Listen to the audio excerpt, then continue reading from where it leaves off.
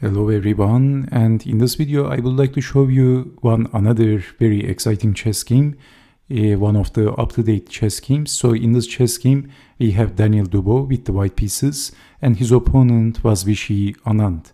So Anand, I believe, is inactive in these days, but he is making a comeback in some rare occasions. He plays in some high-level chess tournaments.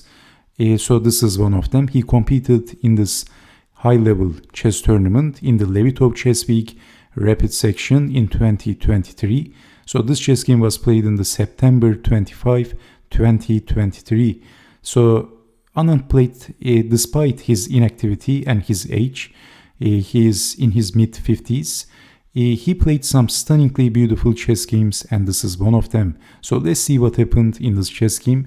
Anand had the black pieces, and his very strong Russian chess grandmaster opponent, who is much younger than Anand, I believe something like maybe 30 years younger than Anand, or close to 30, had the white pieces, and he also had the upper hand against Anand. So I think in their encounter in rapid and exhibition games, Anand didn't do very well. Daniil Dubov defeated Viswanathan Anand 6 times, and Anand only defeated him 1 time.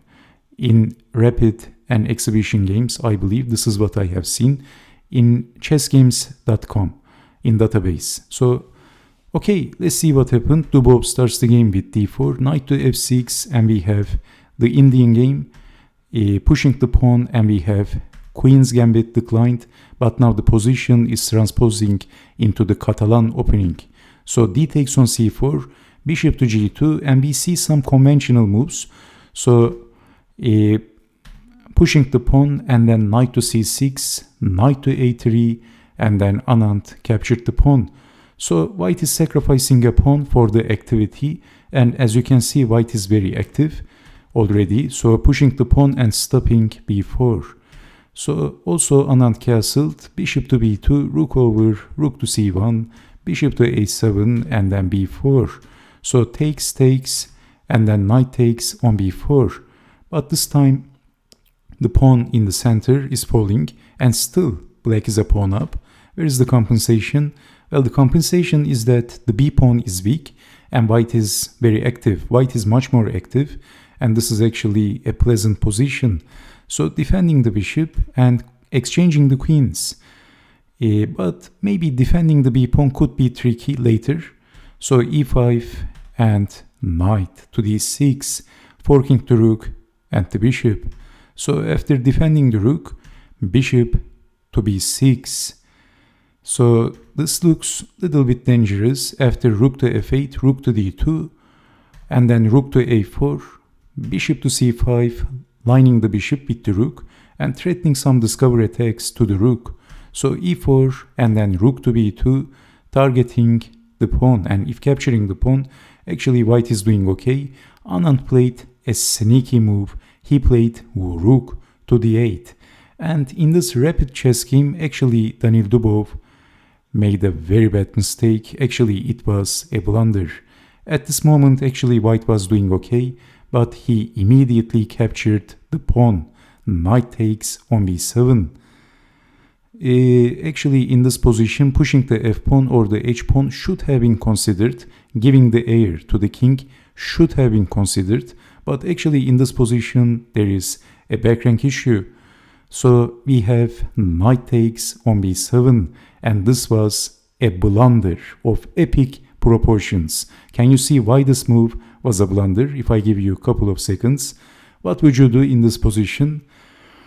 If you want, you can also pause the video. So it looks like bishop takes knight is expected, but Viswanathan Anand played an epic move. Did you see that move? Okay, the move is rook to c4. And did you see this move? It is getting complicated. We have rook to a1. Obviously, let's see what happens. We are going to, of course, check out what happens if rook takes rook. Then rook to d1, rook up, and how to defend. There is a back rank issue. The only defense is with the bishop, so this is why pushing the f-pawn or the h-pawn should have been considered before capturing the pawn. Even one of the strongest chess grandmasters can make terrible mistakes, terrible blunders in speed chess games. So this is the only defense, but after bishop to h3, white is busted. This is doom and gloom. There is no defense against rook takes on f1, check, mate. Only defense is this prolonging move, and the other prolonging move, rook takes on c1, and after knight to d6, rook takes on f1, check, mate. So this is why Anand played rook to c4, and we have rook to a1. But let's check out what happens if capturing the rook. Then of course, rook takes on c1, and this is the only defense. And bishop to h3, and white is busted again. There is no defense against rook takes on f1, check, mate. So, okay, did you see rook to c4? This was the critical move, and a very beautiful move, an amazing move. So, rook to a1, and Anand simply captured the knight, basically. So, bishop to e3. And basically in this position, if rook takes on b7, if rook takes bishop. And this is all over for white. White is losing a piece. So black is much better, of course. White can even resign in this position. So again, rook to c4. And basically white is in big trouble. So simply capturing on b7, bishop to e3. And Anand is defending the bishop. And he's basically a piece up. The game continued. Rook to a8, bishop to e6, exchanging the rooks. Rook goes to b8, pinning the knight, but rook goes back, simplifying the game, exchanging, and bishop to g5. So basically threatening to capture the knight and then capture the e-pawn, but simply defending bishop to b7. Anand actually played very precise in this simplified game. So basically he is a piece up, and white has no compensation. White doesn't even have the pawn for a piece. So this is a full piece for black, and this is all over for Daniil Dubov. Anyway, they played few more moves, and then shortly Dubov is going to resign. These moves are not so important. Basically, Anand is bringing the king into the action, which is what you have to do. And with a grin in his face, Daniil Dubov decided to resign at this moment, and he shook Vishy Anand's hand. He shook the hand of the great legend.